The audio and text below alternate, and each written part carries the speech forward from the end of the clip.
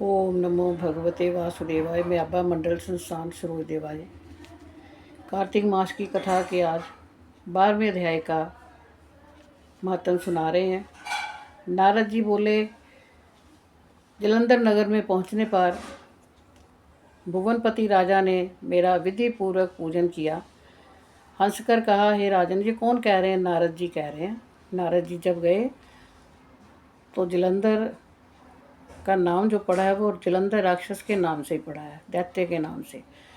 तो उसने उनका बड़ा स्वागत किया। हंसकर कहा, हे ब्राह्मण, आप कहाँ से आए हैं? क्या कहीं कुछ नहीं देखा है? किस लिए आप आए हैं? आज्ञा कीजिए। नारद जी बोले, हे दैत्यराज, एक समय मैं कैलाश पर्वत पर गया। वहाँ शिवजी को पार्वती के साथ बैठे हुए देखा। कैलाश पर्वत 10,000 योजन चौड़ा है। इसमें कल्प वृक्ष के सघन वन है। सैकड़ों कामधेनु गाय हैं और चिंतामणियों का तो प्रकाश इतना हो रहा है जिसे देखकर आंखें भी चुंधिया जाती हैं। उसे देखकर मैंने सोचा कि त्रिलोकी में इसके समान कोई रिद्धि कहीं भी नहीं है। परंतु दैत्येंद्र, उसी में मुझे तुम्हारी संपत्ति का ध्यान आया, सो मैं आपके यहाँ आया हूँ। स्त्री रत्न के बिना तुम्हारी संपत्ति को देखकर विचार करता हूँ कि शिव के समान त्रिलोक में कोई सुखी नहीं है। भले ही नाग कन्या और अप्सराएं आपके घर में है, पर पार्वती के समान कोई भी सुंदर नहीं है। जिसकी सुंदरता देख समुद्र में डूबकर ब्रह्मा जी ने भी अपना आपा खो दिया था। मछली का रूप धारण कर जिस पार्वती ने कामदेव के शत्रु महादेव जी को सुंदरता रूपी वन में अपनी लीला से भ्रमण कराया, और पार्वती के समरूप ब्रह्मा ने भी दूसरी रचना करनी चाहिए परंतु ना कर सके। कहने का भाव यह है कि पार्वती के समान कोई दूसरा सुंदर है ही नहीं। अब उस स्त्री रत्न को भोगने वाला महादेव जी का वैभव सर्वश्रेष्ठ है। उनके सामने तुम्हारा वैभव कम है, ये कहकर उससे आज्ञा ले मैं चल दिया। दैत्यराज उसके रूप को सुनकर काम ज्वर से पीड़ित हो गया और विष्णु की माया से मोहित होकर सिंही के पुत्र राहु को महादेव जी के पास दूत बनाकर भेजा। राहु चंद्रमा को अपने काले रंग से रंग कर कृष्ण पक्ष सा करता हुआ कैलाश पर चला गया। नंदीश्वर से निवेदन करके महादेव जी के पास पहुंच गया। हे वृषभध्वज, त्रिलोकी के स्वामी रत्नेश्वर, जलंधर की आज्ञा सुनो। तुम शमशान में रहने वाले, मुंडमाल धारण करने वाले दिगंबर वेश को हिमालय की पुत्री नहीं प्राप्त होनी चाहिए थी। मैं तो रत्नों का स्वामी हूँ। पार्वती भी एक स्त्री रत्न है, इसलिए वह मेरे योग्य है, तुम्हारे योग्य नहीं है। नारद जी बोले, राहु इस प्रकार कह ही रहा था कि महादेव जी की बाहों में से भयंकर शब्द करता हुआ एक पुरुष पैदा हुआ।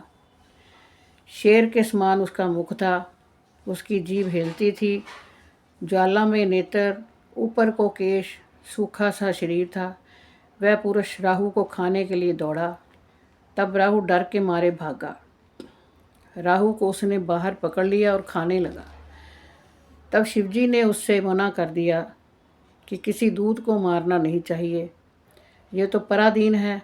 तब उसने राहु को आकाश में छोड़ दिया और महादेव जी से प्रार्थना की कि मुझे बहुत भूख लगी है, हे देवेश, मैं क्या खाऊं?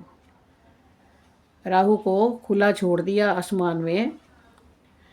तो महादेव जी से प्रार्थना करने लगा कि मैं तो भूखा हूँ, मुझे भूख लगी है, हे देवों के देव महादेव देवेश, मुझे कुछ खाने को दो, मैं क्या खाऊं? शंकर जी बोले, जल्दी से अपने हाथ पैर का मांस खा जाओ। नारद जी बोले, उस पुरुष ने हाथ पैर का मांस खा लिया, केवल सिर ही शेष रह गया। तब शिवजी ने उसे देख बड़े प्रसन्न होकर बोले, तेरा नाम कीर्ति मुख है, तू सदा मेरे द्वार पर रहा कर। उस दिन से कीर्ति मुख शिवजी के द्वार पर रहने लगा। तो अब इसमें ये बात आती कि कीर्ति मुख जिसको नाम दिया भगवान शंकर जी ने, और उन्होंने कहा कि तू मेरे द्वार के बाहर रहना है और जो भी मेरे भगत आएंगे सबसे पहले तुम्हारी ही पूजा करेंगे। जिसका उद्धार भगवान के हाथों होता है उसका कभी भी कहीं घाटा नहीं होता। तो इसमें भगवान ने देखो कीर्ति मुख को कैसे उपमा दिला दी कि मेरे भगत जो मेरी पूजा करने आएंगे पहले तुम्हारी पूजा करेंगे तो उनकी पूजा सफल होगी। जो कीर्ति मुख का पहले पूजन नहीं करता उसकी पूजा निष्फल रहती है। उसके द्वारा फेंका हुआ राहु बर्बर स्थान में गिरा, जिससे वह पृथ्वी में बर्बर नाम से प्रसिद्ध है। राहु ने अपना दूसरा जन्म मानकर जलंधर से जाकर सब बातें कही। इति कार्तिक महात्म द्वादश अध्याय समाप्त।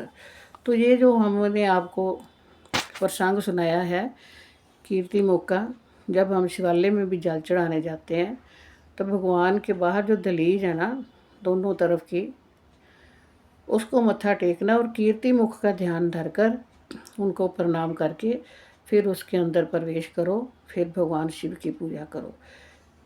फिर नंदी जी की जैसे शिवालय में जल चढ़ाते हैं तो पीछे खड़े होकर के आपका मुख उत्तर की ओर होना चाहिए। तो उत्तर की तरफ आप देख रहे हो तो आपके दाएं हाथ में जहाँ से जल नीचे गिरता है वहाँ गणपति जी का निवास है, वहाँ जल चढ़ाओ। बाएं हाथ कार्तिकेय जी का निवास है, वहाँ जल चढ़ाओ। बीच में जहाँ से जल नीचे गिरता है शोक सुंदरी का स्थान है, वहाँ जल चढ़ाओ। और जैसे चारों तरफ से जहाँ माता जी विराजमान है वहाँ जल चढ़ाओ। परमेश्वरी विराजमान है वहाँ पर, फिर भोलेनाथ पर जल चढ़ाओ। उसके बाद जो बचा हुआ जल है वो नंदी जी के जो एक पाँव उठाया होता है ऊपर को किया होता है उस पर थोड़ा सा जल चढ़ाओ।